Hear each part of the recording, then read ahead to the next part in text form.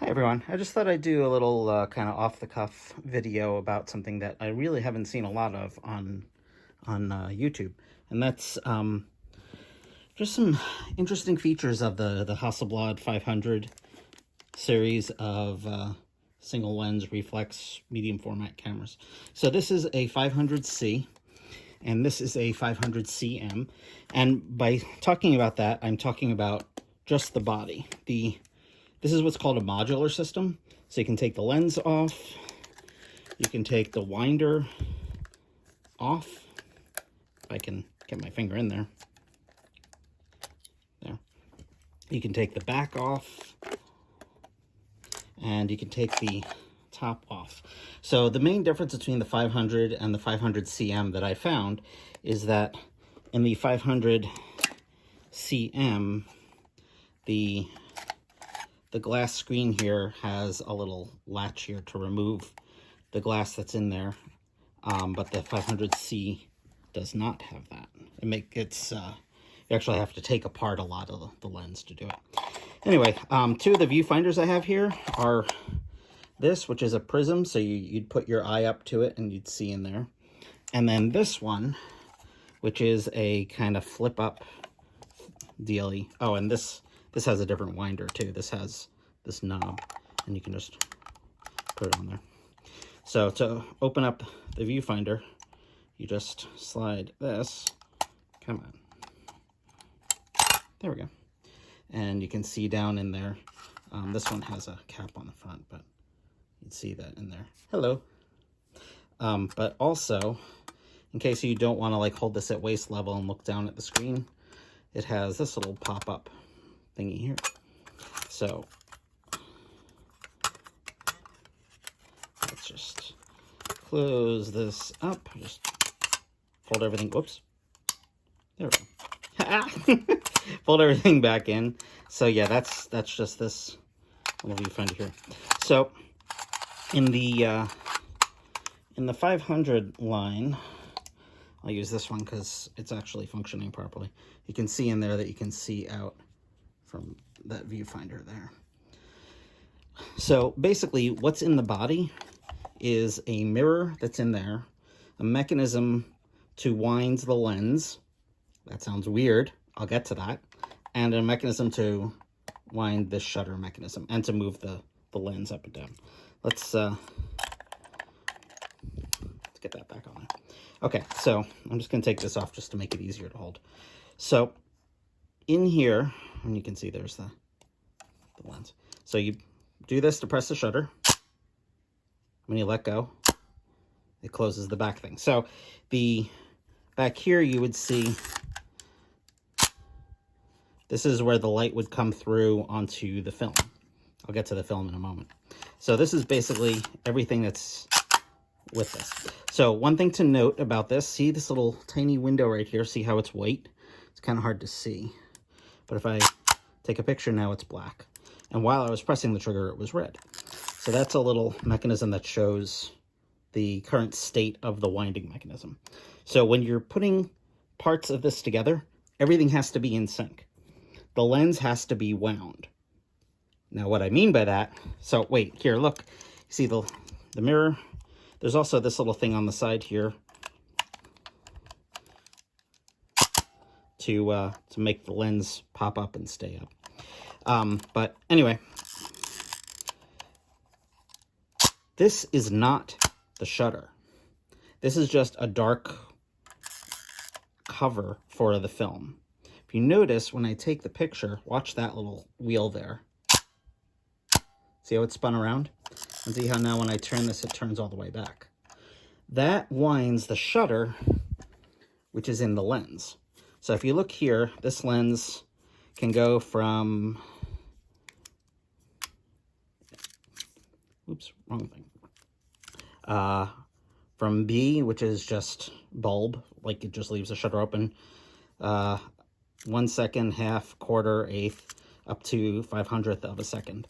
And a lot of the Hasselblad lenses, see if this little thing here, will lock the aperture together. So what you basically do is you set the f-stop and the speed, And now you know that for any of these, your exposure will be the same. And then these little fingers down here show you the width of the depth of field. So on here, you'll notice this little tooth right here, this little round part, and then this little thing. This will trigger the shutter because the shutter is inside the lens. In fact, here is where you'd hook up a cable for a flash or hot shoe or whatever. So when I put the lens on, if the lens, here, wait, let me show you this. If I take a picture, see how that's misaligned now? Well, it's at an angle. That means that this cannot screw onto the lens or onto the body. So you have to wind it so that it's open for it. So if we, there. So now, if I were to take a picture, you see that? That is the shutter. You can see the shutter all the way down inside the lens, and it's firing for half a second. So if I turn that up to, say, 500th of a second, wind it. I don't know if this is going to come across. Yeah, you couldn't even see it was going too fast. Kind of saw it there. Okay, so that is the lens and the body. Now the back. The back is where you would put your 220 film. They make backs for 70mm film. That's what they used for the Apollo missions and the space missions in general. But this is for 220 film, which is a medium format. The negative is roughly this size. And what you would do is you would wind, see this little spool here, you'd wind this onto one of the sides. I honestly don't remember which is which. I think this is the, yeah. So what you would do is you would put your old spool here, and it would be the take-up reel. You'd put in a new roll of film here. You wrap it around the front under this little, put the paper under this little finger here, and it goes around and then into this, so that when you're winding the camera, this can only turn in one direction, it's actually winding it onto the take-up reel. You never actually rewind 220 film. You only expose it onto a take-up reel, and then you put the next roll of film in. So this back is one of the later ones. Oh yeah, so what you need to do is you take this, put it in, and then you latch it closed. And then once you get the film in there, see how there's a 0 here and there's a black spot there. So I need to wind this so that shows white, so that it lines up with the white here. Now, one thing I should mention, there are no batteries in any of this. This is an entirely mechanical system. It's just amazing Swedish design, really. So this is what they call the dark slide, I believe, the dark plate. And if there were film loaded, you would see it right here, loaded in. But this thing goes in here and prevents it from being exposed. So a photographer could have a few of these, like see I have 2 of them right here, and you would be able to swap them, have your assistant swap them, load more film onto it and stuff. So this is one of the newer ones that has the counter built into it. This is an older version of the back. You notice it has a different crank, but that doesn't really matter. But this one has this little window here, and it looks all the way down to the back side of the film, which has the exposure number on it.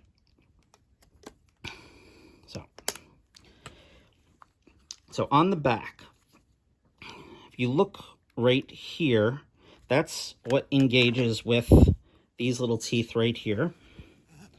And over here is a little hole that engages with when the shutter fires. If you watch that, oh, has to be wound. If you watch that, see how it pushes in? So when the dark slide is engaged, you notice it's blocking that hole. You slide it out, boop, now it's not blocking it. That prevents you from taking pictures while the back is protected. Basically, you cannot take pictures if the system isn't letting you. You can't take the back off unless the dark slide is in, because the dark slide engages with these fingers up here, or these holes, registration holes, where the camera latches in. So if I were to remove the dark slide, it doesn't come off. But it fully works. So I'll put that right back in there. That's pretty much everything. Oh, the here you can see the over to the side there. And there's I think this button. One of the buttons adjusts the lets you view the setting. I also have a couple other lenses that are a little different. This one's a slightly different style. See how this one, everything is all old looking. I also have, for example, this one. This is a 60 millimeter, and this one is, I believe, an 80. Yeah, an 80. So on this one, it's the same sort of thing. Got the same little interlock and trigger, and the front, instead of it having threads like some other cameras do, this one has like these little bayonet clips. So if I make sure it's wound, remove the lens, put on this lens. I'm sure a lot of you Hasselblad purists out there are like, oh my god, what are you doing with that? But you know what? This is what I got. So now you can see the image in there is a little different. And this one, you can adjust the shutter speed and the f-stop separate. But if you press in this little button here, is it that one? No, it's this one over here, I think. Oh, no, it is that one. You press in that one, they both move at the same time. Yeah. And I'm not sure about this, but it has this one, all the lenses will have the cable shoe here for the for hooking up a flash. But they also have this one here, which is for, I think this is for when the body is open, and this one is for when the lens is open. So, see, I can't take a picture right now. I was going to show you that because the slide was in.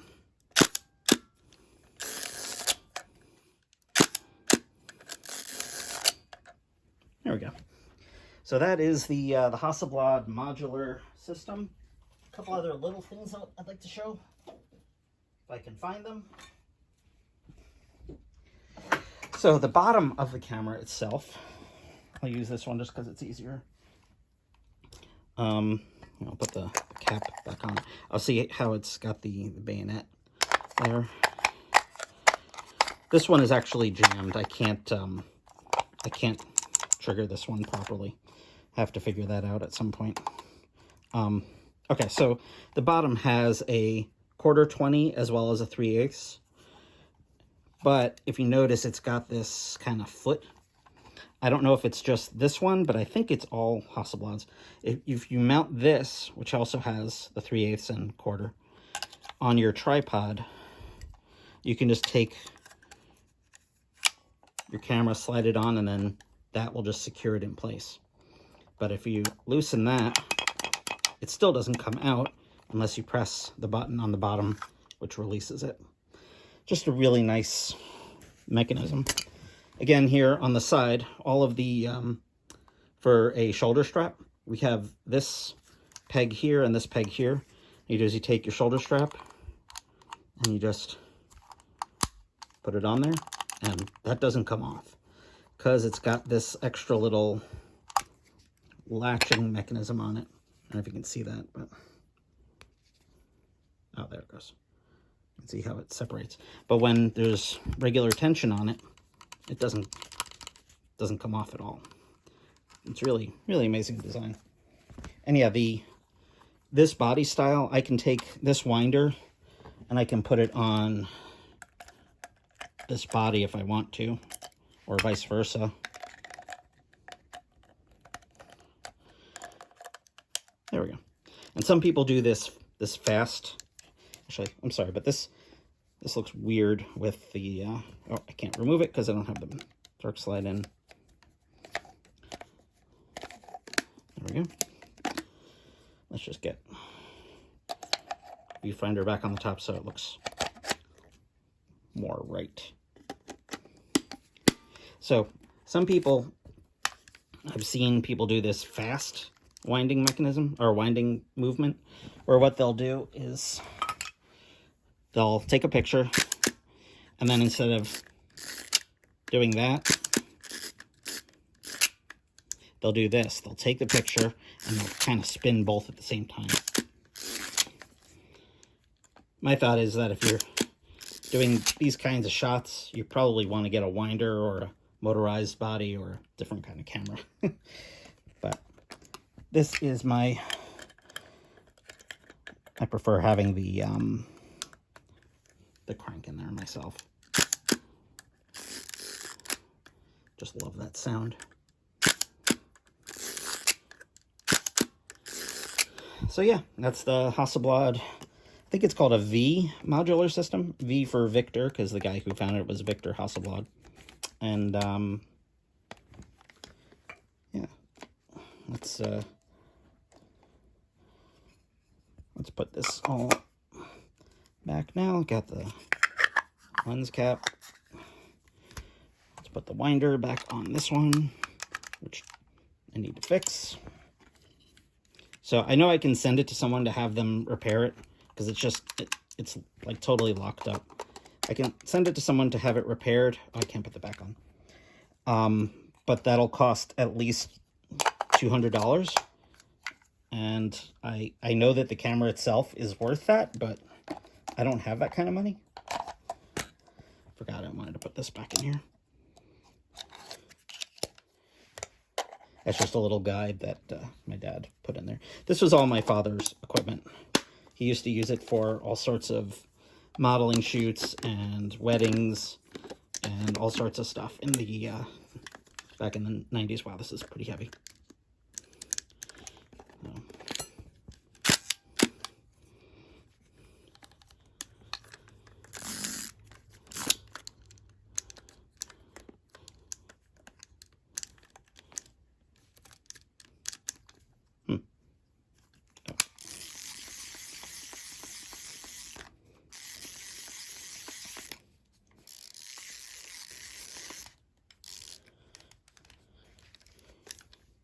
Anyway, this is the Hasselblad V-system, I believe it's called. See, there's the V for Victor. Anyway, I'm just babbling now.